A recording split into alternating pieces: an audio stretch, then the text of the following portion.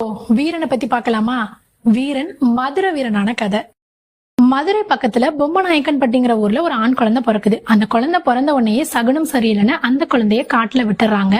அந்த குழந்தைய ஒரு குழந்தை இல்லாத தம்பதியினர் எடுத்து வளர்க்குறாங்க. அவன் தான் வீரன், நம்ம கதையோட ஹீரோ.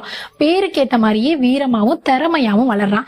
அந்த பகுதியை ஆண்ட குறுநில மன்னர் பொம்மன நாயக்கர், அவரோட பொண்ணு பொம்மி. இந்த பொம்மியை பாத்துக்கிறது யாருன்னா நம்ம வீரனோட அப்பா சின்னான். சின்னானுக்கு ஒரு நாள் உடம்பு சரியில்லாம போயிருது. அதனால பொம்மியை பாத்துக்க சின்னானுக்கு பதிலா வீரன் போறாரு. இவங்க ரெண்டு பேருக்கும் பார்த்த உடனே புடிச்சு போயிருது. காதல விழுறாங்க. வழக்கமான காதல் கதை மாதிரியே இது அவங்க அப்பாவுக்கு சுத்தமா பிடிக்கல. அதனால வீரனை கொல்றதுக்காக ஆட்களை அனுப்பி வைக்கிறாரு. ஆனா வீரன் வீரமா சண்டை போட்டு அவங்க எல்லாரையும் கொன்னுட்டு பொம்மியை கூட்டிட்டு திருச்சிக்கு போயிடுறான். உடனே பொம்மன நாயக்கர் திருச்சி மன்னர்கிட்ட இந்த செய்தியை தெரியப்படுத்த திருச்சி மன்னரும் தன்னோட படைகள் அனுப்பி இவங்க ரெண்டு பேரையும் கைது செய்யறாரு. ஆனா தண்டனை கொடுக்கல, கல்யாணம் செஞ்சு வைக்கிறாரு. அந்த டைம்ல மதுரையில நிறைய கிரைம்ஸ் நடந்துட்டு இருந்துச்சு. அதனால மதுரை நாயக்கர் கிட்ட திருச்சி மன்னர் வீரனை அனுப்பி வைக்கிறாரு. வீரனோட வீரத்தை பார்த்துட்டு மதுரை நாயக்கரும் தன்னோட படையோட தளபதியா வீரனை நியமிக்கிறாரு. எல்லாமே நல்லா போயிட்டு இருந்துச்சு. அங்கதான் ஒரு ட்விஸ்ட். மதுரை நாயக்கரோட சபையில நாட்டியக்காரியா இருந்தவங்க தான் வெள்ளையம்மாள். வெள்ளையம்மாள் மேல நாயக்கருக்கு ஒரு அபிப்பிராயம் இருந்துச்சு. இந்த டைம்ல தான் மதுரையில கொள்ளை சம்பவங்கள் அதிகமாச்சு. எந்த அளவுக்கு அப்படின்னா வெள்ளையம்மாள் வீட்டிலேயே கொள்ளையடிக்க கொள்ளையர்கள் வந்தாங்க. ஆனா நம்ம வீரன் ஹீரோ மாதிரி அங்க போய் வெள்ளையம்மாளை காப்பாத்தினாங்க. இதனால வெள்ளையம்மாளுக்கு வீரன் மேல காதல் வந்துருச்சு. இதை தெரிஞ்சுக்கிட்ட மன்னருக்கு வீரன் மேல செம்ம காண்டு. அதனால 10 நாள் கெடு கொடுக்கறாரு. எதுக்கு அப்படின்னா இந்த கொள்ளை கூட்டத்தை பிடிக்கிறதுக்காக.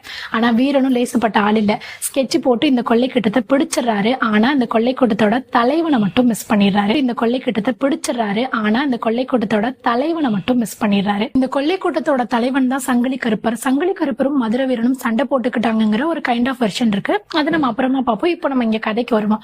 இப்ப இந்த கொள்ளையர்கள்ட்ட இருந்து கைப்பற்றின பொருட்கள் எல்லாம் வீரன் தன்னோட வீட்டுல வச்சிருக்காரு. ஏன்னா 10 நாள் கெடு கொடுத்திருக்காங்க. தலைவனையும் பிடிச்சு பொருட்கள் எல்லாத்தையும் சேர்த்து அரசவையில ஒப்படைக்கணுங்கிற நினைப்புல அதை வச்சிருக்காரு.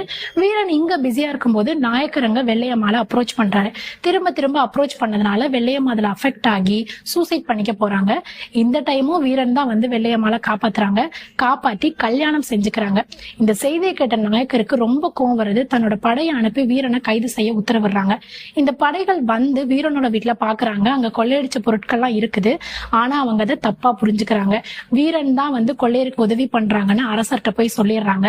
அரசரும் அப்ப வீரன் மேல இருந்த கோவத்துல கொஞ்சம் கூட விசாரிக்காம வீரனுக்கு மாறுகை மாறுகால் வாங்குற தண்டனை கொடுத்துறாங்க. அதாவது ஒரு கை கால வெற்ற தண்டனை.